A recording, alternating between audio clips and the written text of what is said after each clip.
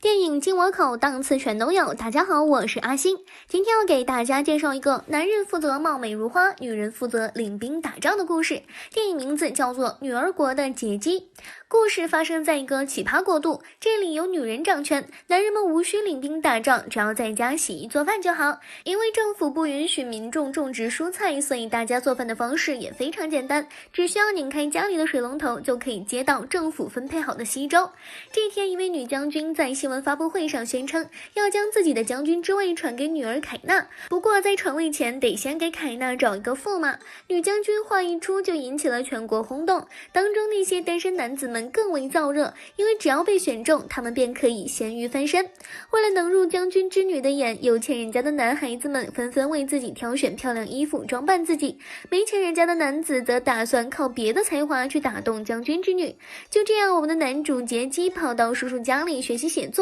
杰基的叔叔是一个反对女权的人，当叔叔得知杰基来这里写作是为了能当上驸马时，他对杰基的做法很不认同。他不仅劝说杰基跟自己离开这个阴阳颠倒的国度，还和杰基透露了杰基的父亲死后将所有的遗产都留给了自己的事情。不过杰基在听后并未心动，因为他目前唯一的梦想就是能嫁给将军之女凯纳，然后跟凯纳生一堆小崽子。可生活中的不如意十有八九。这天，母亲带着杰基去报名参加选驸马的舞会，刚来到现场却发现进入舞会是需要购买门票的，而舞会门票的价格高得离谱，杰基一家人压根负担不起。回到家后，杰基躺在床上大哭，突然他想起之前叔叔曾跟自己说过父亲遗产一事，于是杰基便带着警察来到叔叔家，准备夺取属于自己的遗产。可让杰基万万没想到的是，他不仅没有如愿得到遗产，反而还把叔叔送进了监狱，因为女警官在叔叔家里搜到了一些反抗女权的言论。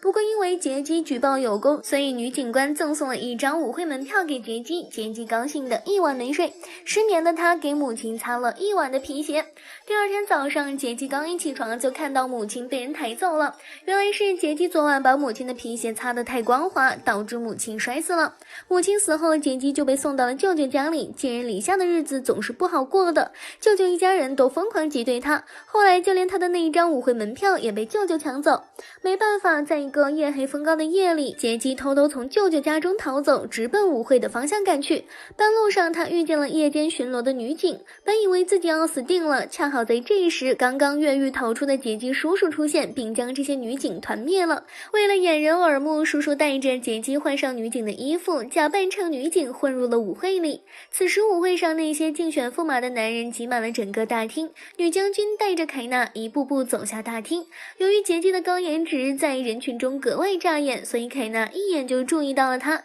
就这样，凯纳把杰基带进了自己的闺房，两人坐在沙发上，凯纳的手缓缓地摸向了杰基的大腿。要知道杰基目前是男扮女装的，难道凯纳对女人感兴趣？还没等杰基多想，女将军就冲进来指责凯纳不能擅自离席，吓得杰基赶紧逃了出去。可是杰基刚逃到大厅，他就被舅舅认出来，舅舅当着所有人的面揭穿了他。在女警的追捕下，杰基躲进了皇宫里的一个通风口的管道中，没想到这里正好连接着国家食物供给中心。杰基惊讶地发现，原来自己这20多年来所吃的稀粥居然是由粑粑加工而成的。杰基怒了，当即按下一个红色按钮，让未加工的粑粑从各家各户的水龙头里流出。就在这时，一位女警官发现了他，杰基撒腿就跑，躲进了一个房间的床底下，却不料这正是将军之女凯纳的房间。不过凯纳在发现杰基后并未叫人，反而把他拉上了床。第二天早上，折腾一宿的两人还没醒，女将军就带人冲了进来，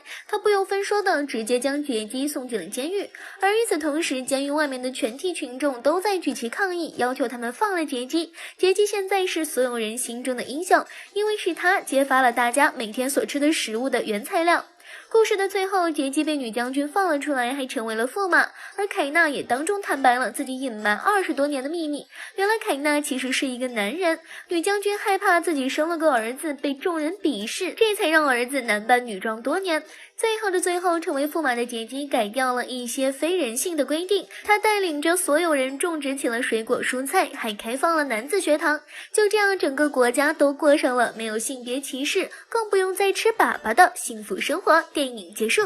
好了，以上就是本期阿星谈电影，下期节目同样精彩，小伙伴们记得关注观看哦。